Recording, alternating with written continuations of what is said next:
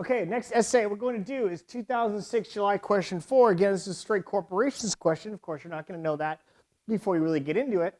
But as you will begin to see on the California bar exam, the issues on the essays are so repetitive. They test the same things over and over again. The fiduciary duties of directors and officers, usurping a corporate opportunity, the duty of loyalty, conflict of interest transaction, which is part of the duty of loyalty, the duty of care and the business judgment rule, piercing the corporate veil, formation, promoter liability. I mean, those issues are so heavily tested. It's know them incredibly well, and odds are, if you get an essay on it, you'll be able to kill it if you really, really fully understand those issues. So instead of trying to worry about all the minutiae, understand the most important things and understand them really, really well. Okay, let's kick this essay off. Call number 1. What duties, and we always do essays by going to the call of the question first. In fact, MBEs, essays, and even PTs, where you go to the task memo, go to that first so you understand what you're doing. What duties has Webb breached? What duties to Webb have been breached by Beth, David, Charles, and David regarding the money lost? So duties breached by B, C, and D. And now we might have to separate them. Okay, but let's say did B breach a duty, did C breach a duty, and did D breach a duty to Webb? And we find out that we find out in the first sentence that they're actually part of the board of directors. So duty of care, duty of loyalty, obviously is going to be the first things you're going to talk about because they're the only 2 duties you need to know. What rights, if any, does Webb have against Alco's shareholders for Alco's failure to pay the website? So Webb versus Alco's, call A, shareholders. How can you get at a company's shareholders? Because shareholders enjoy, when it's part of the corporate entity, they have that corporate shield.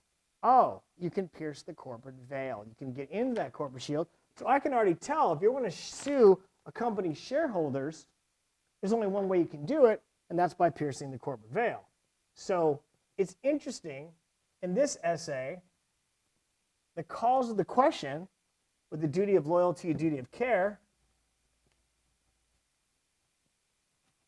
we already know where this is probably going to go really soon. And what rights does Webb have against Charlie regarding the contract with Sam? Webb versus Charlie, Sam's contract. Okay. All right, take it from the top. Beth, Charles, and David are the directors of Webb, a corporation that is in the business of creating websites. What do? They create websites. That's probably their stated purpose. I'm thinking to myself, ultravirus acts. Also, the line of business expectancy, usurping a corporate opportunity, because that's what that will end up dealing with. So one of the things I do is I always do my little chart. Got the shareholder. If you don't know who the shareholders are yet, and we have the directors. And the directors are B, C, and D. Okay. ADCO, corporation, see shareholders, they're a corporation, that markets computer advertising has an urgent need for a complex website that would cost thousands of dollars to create. Don't I know it? ADCO approached Webb about creating the website, and that's what Webb does. They create websites. ADCO explained that it did not have the cash to pay for the work, but claimed that it was a well-established corporation and asked Webb to extend credit for the work. I don't know about you, but if I'm going to do work for somebody and they tell me that they're well-established and they have money, what would you do? Think about it. I run one-timers. We've all been there. You call me up and you say, hey, I don't have the money, don't have any cash on hand, urgent need to take the course. Bar exam's coming up in 3 months. It's going to cost thousands of dollars to teach part of the course, but you don't have the cash to pay for it. Well, not only would the phone be in the process of being hung up right there, but what, someone doesn't have the money to pay for it, what are you going to do? But they want me to extend them credit. Okay, well, I have to look at what are your financials. And believe it or not, back in the day, we used to do this. And in fact, one of the things we did, somebody offered us a lien on their car to pay for the debt, which was not a bad idea. We would investigate the car, see if there's, if anyone has title of the car. You know, is the bank owner or do they own it? Do they own any money on the car? How much is the car worth? We would investigate. That's part of the duty of care. As an officer of one-timers, I'm going to have the care to look into the financial background of somebody I'm going to loan credit to, or it's going to end up costing the company money. That's a good way to really look at it. I mean, think about it. If someone asked you to extend them credit, what would you do? Would you just, oh yeah, you're fine. I trust you on your word. You know, people lie. In fact, Alco is lying, and that actually the misrepresentation goes to part of piercing the corporate veil, because the whole point of that is to prevent fraud.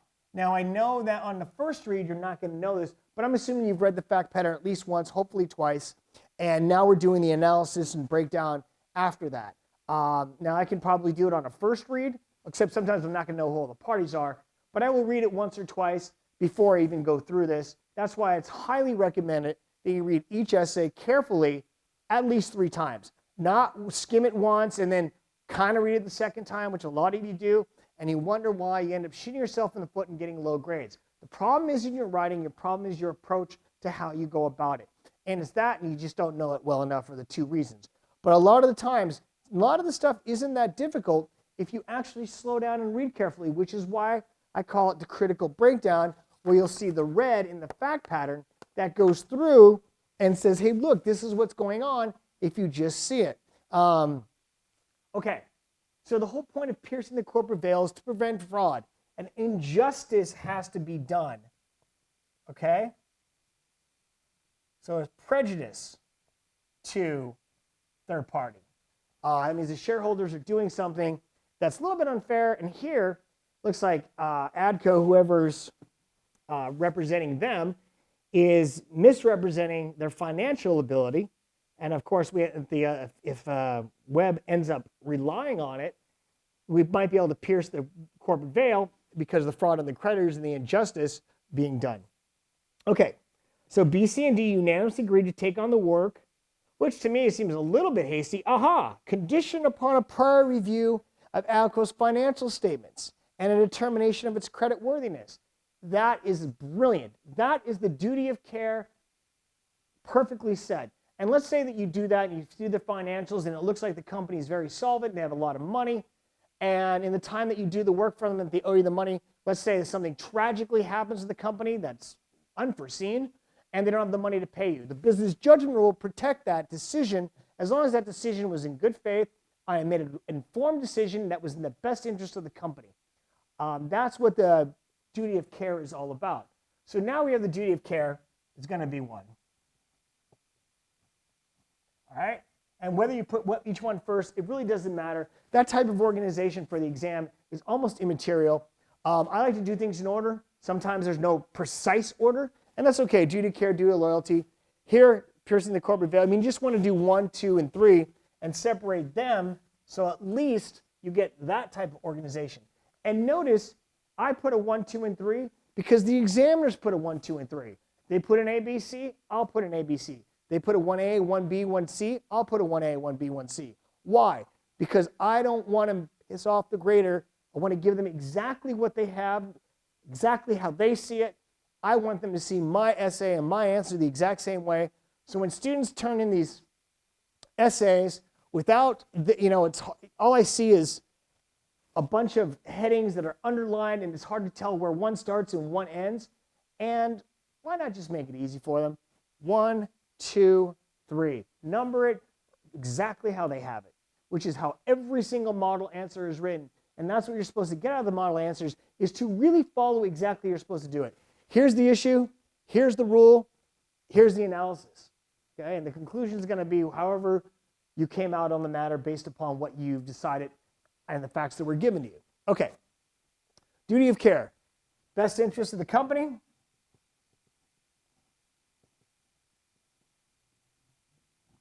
Obviously, you're going to have to be in good faith, but everything's going to have to be in good faith. That kind of goes without saying. and it must be well informed. Okay, you just can't make a hasty, irrational, unformed decision.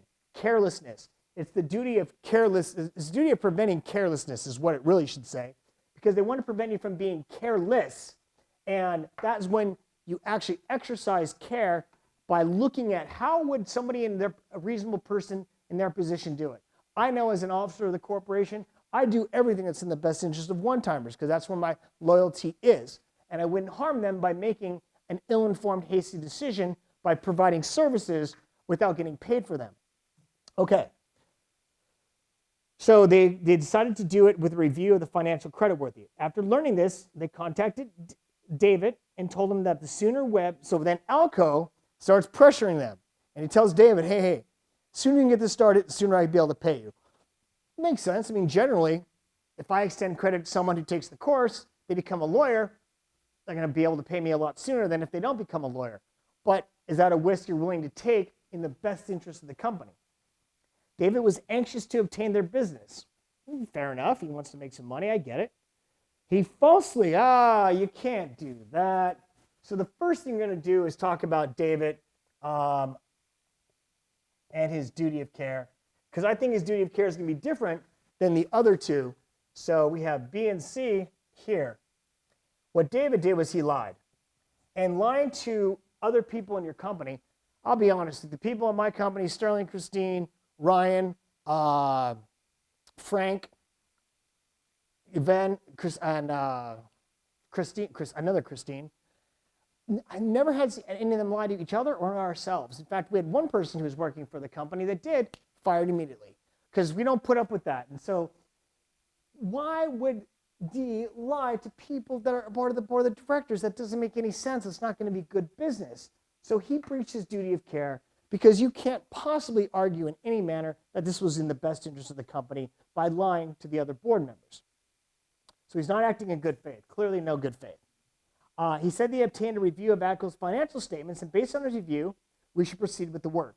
So he's breaching his duty of care. That is without issue. No way the business judgment rule is going to protect him.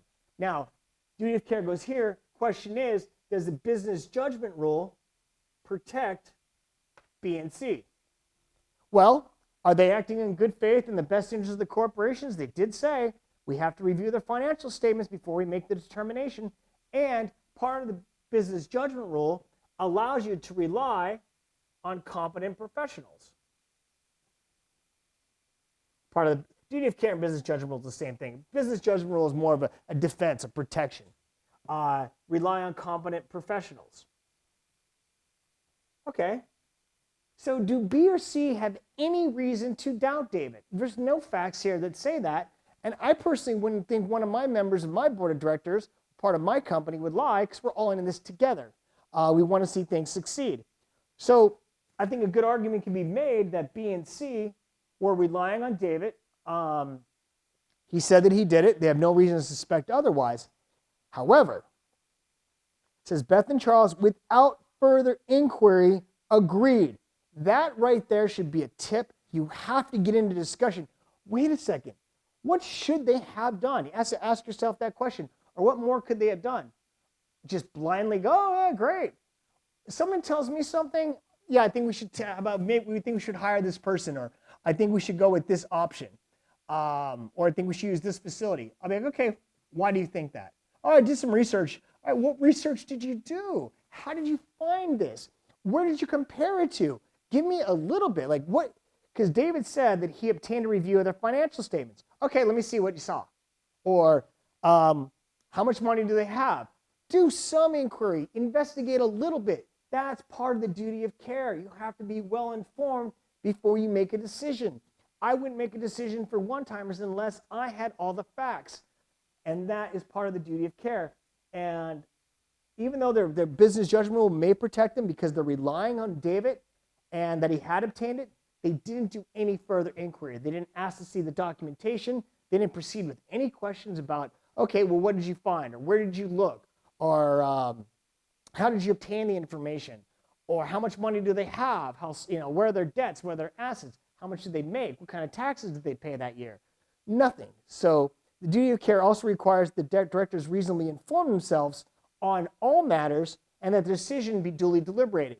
So again, this has to do with the process of coming to the decision, and just blindly taking someone's word for it, which is, you have no reason to maybe, I mean, if David had a history of 10 years of being very thorough, very meticulous, and everything he said has been 100% accurate, okay, fine. Maybe in that situation, there's no way they could possibly, there's no reason to question him. But here, without more, and besides the fact that the examiners are saying without further inquiry, kind of leads me to believe that they should have done something different, and they're going to be, they also violate their duty of care, not as egregiously as David, but just as well. So without further inquiry, agreed, and Webb created the costly website. ADCO is unable to pay. Gee, you didn't go figure. So Beth and Charles definitely should have investigated deeper into their findings and would have found out that they're probably insolvent, and as we're going to later find out, the shareholders have been siphoning funds and using the company as their own personal piggy bank. Next paragraph. Beth and Charles and David have now learned, and had any of them actually investigated into the ADCO's financial history, they would have seen that the shareholders regularly siphoned company's funds for personal use. The ADCO shareholders have regularly taken its fund for their personal use, and that's a factor for piercing the corporate veil. Another factor for that is, okay, we have fraud on creditors.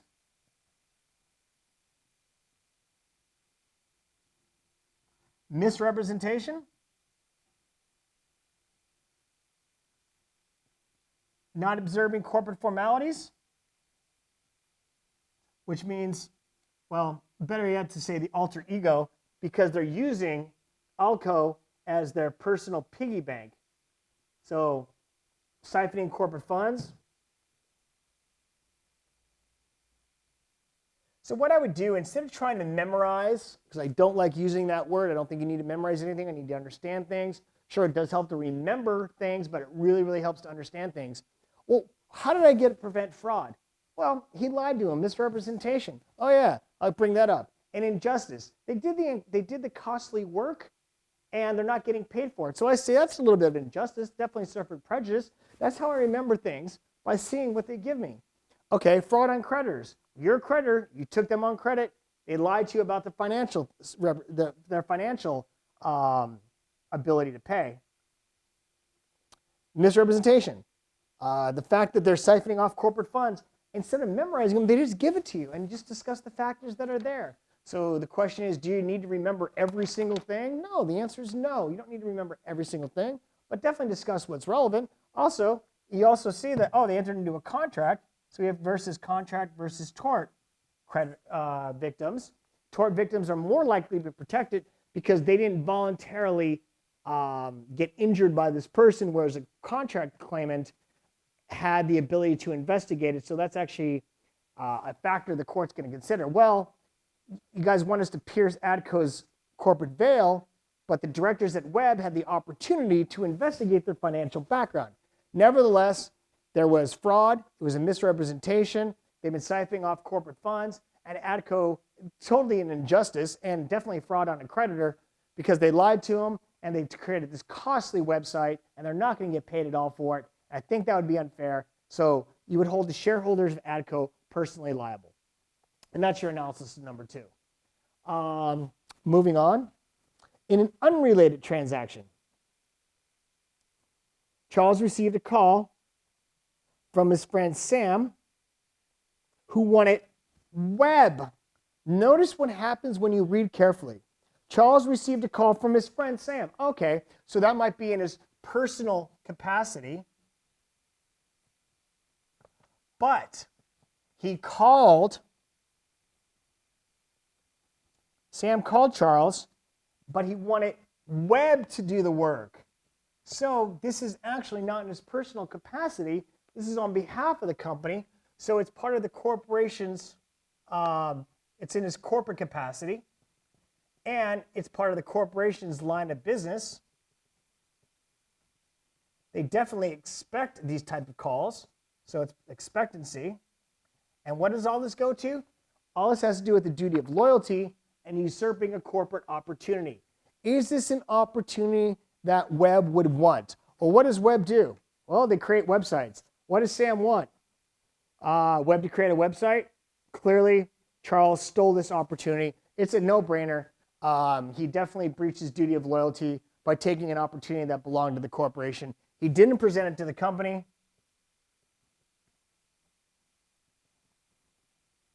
Didn't present it to Web. So he's going to have to disgorge the profits that he made. Obviously, even if it was a small job, okay, maybe they're not into those small jobs. And if somebody offered to, hire one-timers just to like maybe grade 3 essays or something, I would hand it off to somebody else because we don't do we do full course and that's it. So I'd probably send it off to somebody else I trust, which very, very, very few people in there, probably somebody who actually worked for one-timers in the past or took their course. Anyways, I still wanted to present it to me originally so I could see it's an opportunity that we won, especially if they came to them in their corporate capacity, and it's an expectancy interest that the company has, and it's definitely in our line of business.